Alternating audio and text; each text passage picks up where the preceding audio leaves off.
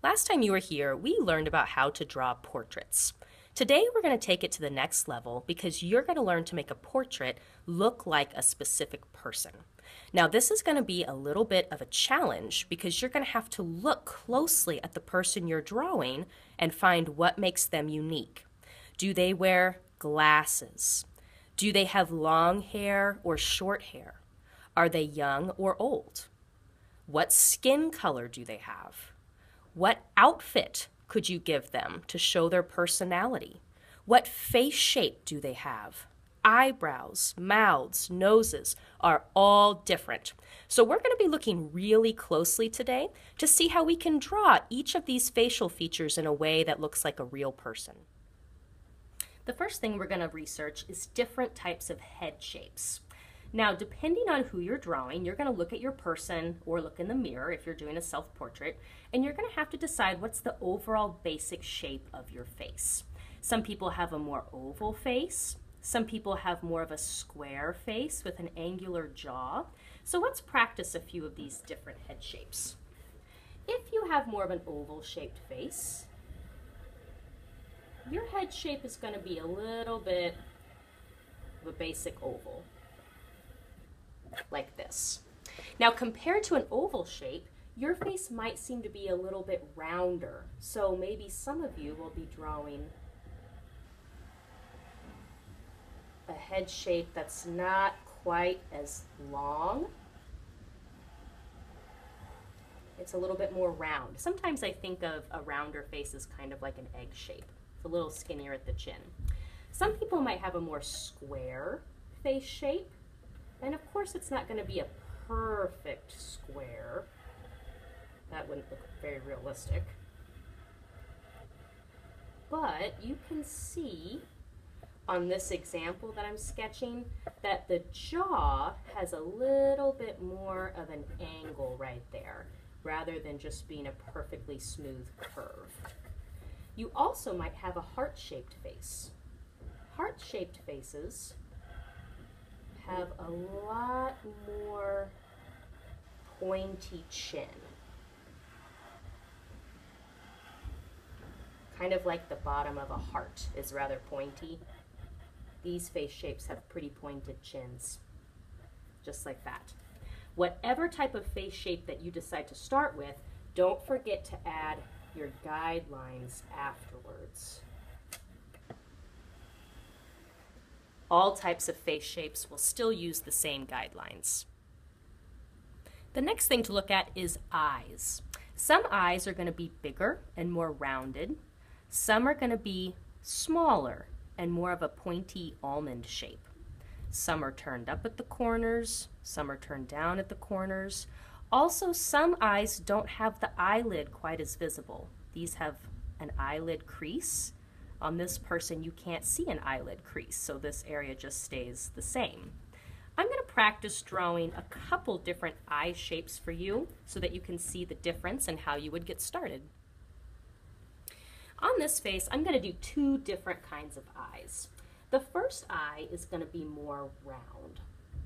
So I'm just going to start on the eye line,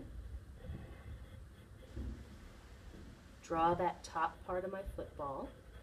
The bottom part, I'm going to make it a lot more rounded. It's pretty large, like this person has their eyes open very wide.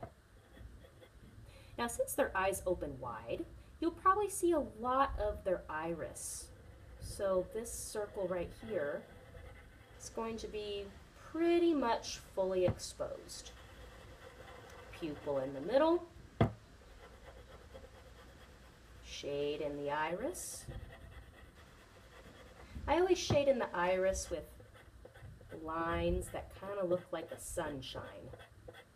If you ever look close into someone's eyes or into your own eyes, you'll see that there's some lines in there that kind of look like that. Also, the eyelashes I'm looking at don't stand straight out from the eyelid. They're a little more slanted off to the side. This person, I'm going to give them kind of some thicker eyelashes. If they're thick on the top, they're probably kind of a little thicker on the bottom too. And this person will have an eyelid crease. Now, just to compare, I'm going to do a totally different type of eye over here so you can see just how different eyes can be. This eye is going to be a bit more almond shaped, so my arch isn't going to be as tall.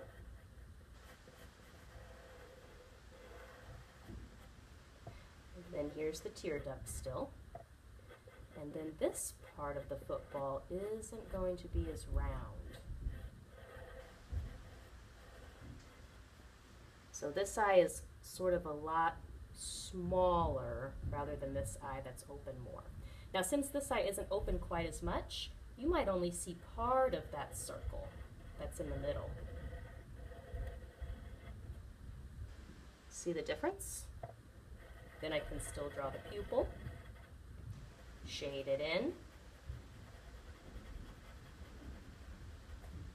and maybe this person doesn't have eyelashes that are very visible, so I'm not even going to really draw very many at all. You'll have to look closely at your person to see what type of eye you'll need to draw. You also have a lot of choices for nose shapes. Some noses are kind of pointed down, so you can't see the nostrils. Some nostrils you can see really well. Some noses are wider, some are more narrow. So let's practice drawing just a few different types of noses. The first nose that I'm going to do, I'll just make myself a little guideline here. I'm going to just start with the center bump of the nose and then add my 2 nostrils to the side just like we practiced.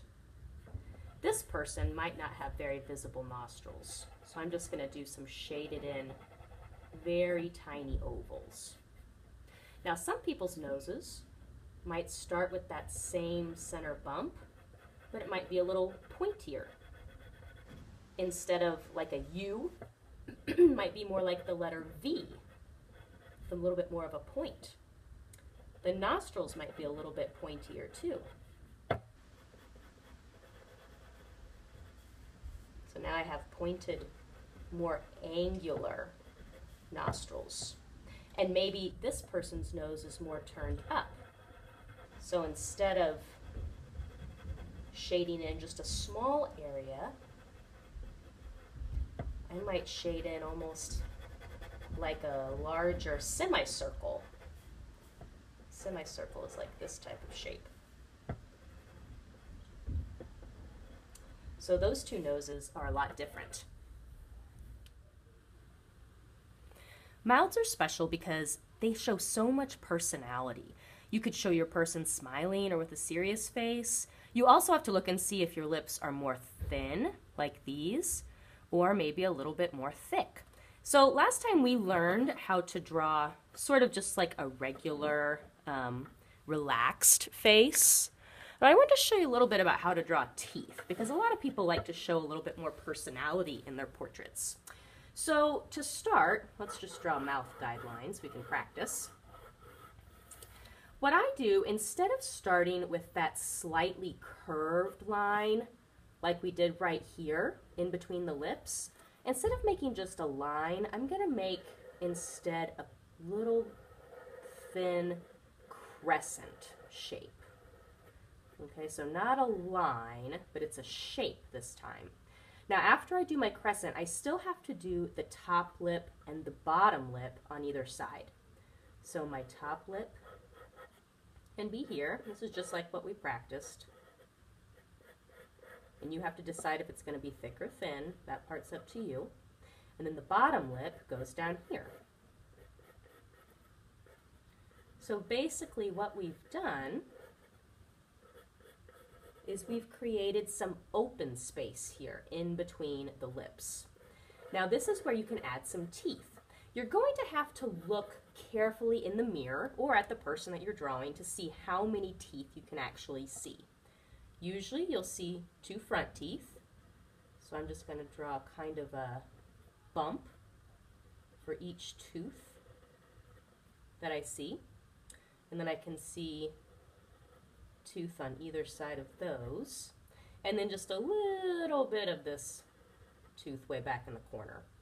Now the teeth are going to stay white, but everywhere else around the teeth is going to be shaded in pretty dark, because inside your mouth it's pretty dark. And that dark shading is going to make your white teeth stand out. That's how you would do a smile.